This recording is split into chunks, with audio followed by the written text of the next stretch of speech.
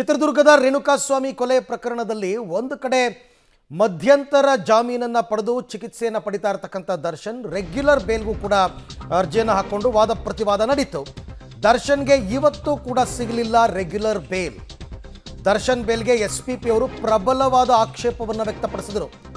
ಆಪರೇಷನ್ಗೆ ಜಾಮೀನು ಪಡೆದು ದರ್ಶನ್ ನಾಟಕ ಆಡ್ತಾ ಇದ್ದಾರೆ, ಸಿನಿಮಾದಂತೆ ದರ್ಶನ್ ನಟನೆ ಮಾಡ್ತಾ ಇದ್ದಾರೆ ಅಂತ ಎಸ್ಪಿಪಿ ಅವರು ಕೋರ್ಟ್ ಗಮನಕ್ಕೆ ತಂದರು.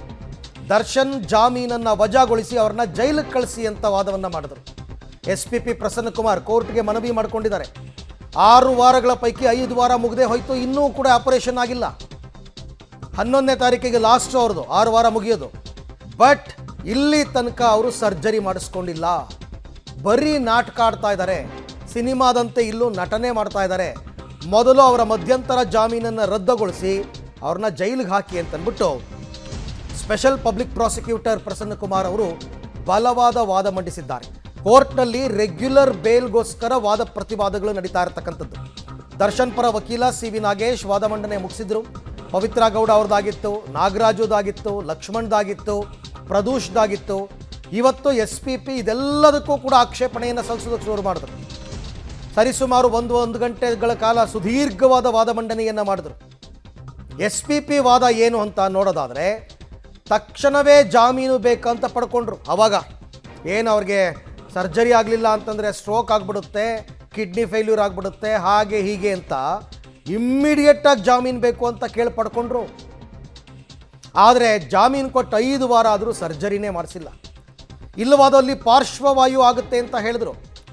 ಸ್ಟ್ರೋಕ್ ಆಗಿಬಿಡುತ್ತೆ, ಕಿಡ್ನಿಗೂ ಕೂಡ ಪ್ರಾಬ್ಲಮ್ ಆಗುತ್ತೆ, ಹಾಗಾಗಿ ತಕ್ಷಣವೇ ಜಾಮೀನು ಬೇಕು ಅಂತ ಪಡ್ಕೊಂಡವರು ಇಲ್ಲಿ ತನಕ ಅವರು ಸರ್ಜರಿನೇ ಮಾಡಿಸಿಲ್ಲ. ಇದಕ್ಕೇನು ಹೇಳ್ತೀರಾ? ಕೋರ್ಟ್ನೇ ಕೇಳ್ತಾರೆ ಎಸ್ಪಿಪಿ, ನೀವೇ ಹೇಳಿ, ಇದಕ್ಕೇನು ಹೇಳ್ತೀರಾ? ಇಷ್ಟು ದಿನ ಆದರೂ ಸರ್ಜರಿ ಮಾಡಿಸಿಲ್ಲ. ದರ್ಶನ್ಗೆ ಆಪರೇಷನ್ಗೆ ತಯಾರಿ ಮಾಡ್ತಿರುವ ಬಗ್ಗೆ ವರದಿ ನೀಡ್ತಾ ಇದ್ದಾರೆ, ಆದರೆ ಯಾವಾಗ ಸರ್ಜರಿ ಅಂತ ಹೇಳ್ತಾನೆ ಇಲ್ಲ. ಮಧ್ಯಂತರ ಜಾಮೀನನ್ನು ದುರ್ಬಳಕೆ ಮಾಡಿಕೊಂಡಿದ್ದಾರೆ ದರ್ಶನ್. ಮಧ್ಯಂತರ ಜಾಮೀನು ಕೊಟ್ಟಿರೋ ಉದ್ದೇಶನೇ ಈಡೇರಿಲ್ಲ, ಇನ್ನೂ ದುರ್ಬಳಕೆ ಮಾಡ್ಕೊಂಡಿದ್ದಾರೆ. ಹಾಗಾಗಿ ಮೊದಲು ಕ್ಯಾನ್ಸಲ್ ಮಾಡಿ ಅಂತ ಅವ್ರು ಹೇಳ್ತಾ ಇರ್ತಕ್ಕಂಥದ್ದು. ಮೊದಲು ಮಧ್ಯಂತರ ಜಾಮೀನನ್ನು ಕ್ಯಾನ್ಸಲ್ ಮಾಡಿ ಅವ್ರನ್ನ ಜೈಲಿಗೆ ಕಳಿಸಿ. ಪ್ರಬಲವಾದಂತಹ ವಾದ ಮಂಡನೆ ಆಗಿದೆ ಎಸ್ಪಿಪಿಯಿಂದ. ಸಿ.ವಿ. ನಾಗೇಶ್ ಅವರು ಯಾವ್ಯಾವ ಲೋಪದೋಷಗಳನ್ನು ಹೆಕ್ಕಿ ತೆಗೆದಿದ್ರು ಅದೆಲ್ಲದಕ್ಕೂ ಉತ್ತರ ಕೊಡುವಂತಹ ಕೆಲಸವನ್ನು ಮಾಡಿದ್ದಾರೆ. ಅವ್ರದ್ದು ಇನ್ನೂ ಕೂಡ ಪ್ರತಿವಾದ ಮುಕ್ತಾಯ ಆಗಿಲ್ಲ. ಹಾಗೆ ನೋಡೋಕೆ ಹೋದರೆ ಎಸ್ಪಿಪಿ ಅವ್ರದ್ದು ಸೋಮವಾರಕ್ಕೆ ಮುಂದೂಡಿಕೆ ಆಗಿದೆ, ಸೋಮವಾರ ಮತ್ತೆ ಕಂಟಿನ್ಯೂ ಮಾಡ್ತಾರೆ. ದರ್ಶನ್ ಅವರು ಕೋರ್ಟ್ಗೆ ಸುಳ್ಳು ಹೇಳಿದ್ದಾರೆ, ಕೋರ್ಟಿನ ದಿಕ್ಕು ತಪ್ಪಿಸಿದ್ದಾರೆ ಅಂತಕ್ಕಂಥದ್ದು ಅವರ ಆರೋಪ. ಈ ಎಲ್ಲ ವಿಚಾರಕ್ಕೆ ಸಂಬಂಧಪಟ್ಟಂತೆ ಮತ್ತಷ್ಟು ಮಾಹಿತಿ ನನ್ನ ಕೊಲೀಗ್ ಮುರಳೀಧರ್ ಅವರಿಂದ ಪಡ್ಕೊಳ್ಳೋಣ. ಮುರಳಿ, ಈಗ ಒಂದು ಕಡೆ ರೆಗ್ಯುಲರ್ ಬೇಲ್ಗೆ ಪ್ರಯತ್ನ ಪಡ್ತಾ ಇದ್ದಾರೆ ನಟ ದರ್ಶನ್, ಬಟ್ ಎಸ್ಪಿಪಿ ಪ್ರಬಲವಾದ ವಾದ ಮಂಡನೆ ಮಾಡಿದ್ದಾರೆ, ಯಾವುದೇ ಕಾರಣಕ್ಕೂ ರೆಗ್ಯುಲರ್ ಬೇಲ್ ಕೊಡಬಾರ್ದು ಅಂತ. ಮಧ್ಯಂತರ ಬೇಲನ್ನೇ ಮಿಸ್ಯೂಸ್ ಮಾಡ್ಕೊಂಡಿದ್ದಾರೆ ಅಂತ ಅವರ ವಾದ. ಸೊ ಹೇಗಿತ್ತು ಇವತ್ತು ಅವರ ಎಸ್ಪಿಪಿ ಅವರ ವಾದ ಅಂತಂದ್ಬಿಟ್ಟು? ಅರವಿಂದ್, ಖಂಡಿತ ಇವತ್ತು ಬೆಳಗ್ಗೆ ಒಂದಷ್ಟು ಬೆಳವಣಿಗೆಗಳು ಕೋರ್ಟ್ನಲ್ಲಿ ನಡೆದಿತ್ತು. ಯಾಕೆಂದರೆ ಮಧ್ಯಂತರ ಜಾಮೀನನ್ನು ವಿಸ್ತರಣೆ ಮಾಡಬೇಕು ಅಂತೇಳಿ ದರ್ಶನ್ ಅವರ ಪರ ವಕೀಲರು ಸಿ.ವಿ. ನಾಗೇಶ್ ಅವರು ಒಂದು ಮನವಿಯನ್ನು ಮಾಡ್ಕೊಂಡಿದ್ರು. ಮನವಿಯನ್ನು ಮಾಡ್ಕೊಂಡ ಬಳಿಕ ಈ ಮಧ್ಯಾಹ್ನ 2:30ಕ್ಕೆ ಅರ್ಜಿ ವಿಚಾರಣೆಯನ್ನು ಕೈಗೆತ್ಕೊಳ್ತೀನಿ ಅಂತೇಳಿ ಕೂಡ ಹೇಳಿದರು ಅನ್ನೋ ಪೀಠ.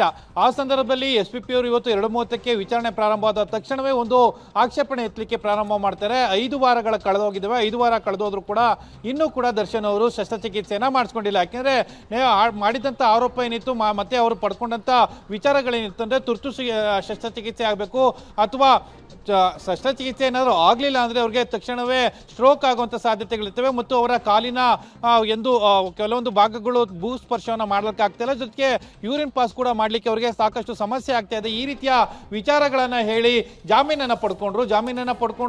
5 ವಾರಗಳು ಕಳೆದರೂ ಕೂಡ ಯಾವುದೇ ರೀತಿಯ ಆಪರೇಷನ್ ಅನ್ನು ಮಾಡಿಸಿಲ್ಲ.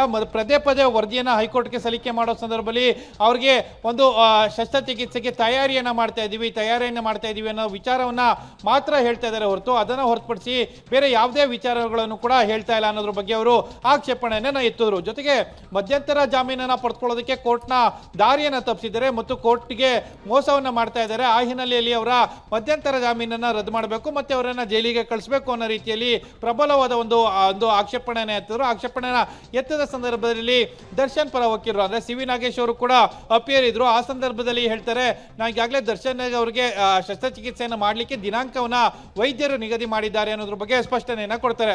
ಅದು ಯಾವ ದಿನಾಂಕ ಏನು ಅನ್ನೋದ್ರ ಬಗ್ಗೆ ನಾವು ಈಗಾಗಲೇ ಕೋರ್ಟ್ಗೆ ವರದಿಯನ್ನು ಕೊಟ್ಟಿದ್ವಿ, ಅದರ ಮೂಲಕ ನೀವು ತಿಳ್ಕೊಳ್ಬಹುದು ಅನ್ನೋದ್ರ ಬಗ್ಗೆ ಕೂಡ ಮಾಹಿತಿಯನ್ನ ಹೇಳಿರುವಂಥದ್ದು.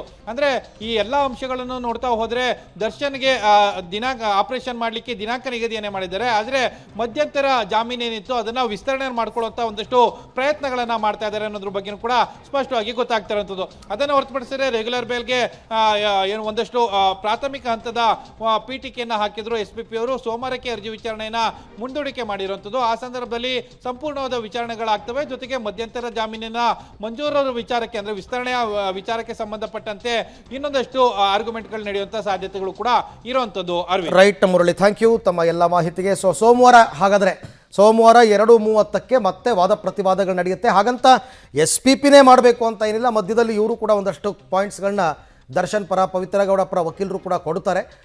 ಬಟ್ ನೋಡೋಣ ಅವತ್ತೇ ಏನಾದರೂ ಜಡ್ಜ್ಮೆಂಟ್ ಬರುತ್ತಾ ಇಲ್ವಾ ಅಂತಕ್ಕಂಥದ್ದು ಕಾದು ನೋಡೋಣ.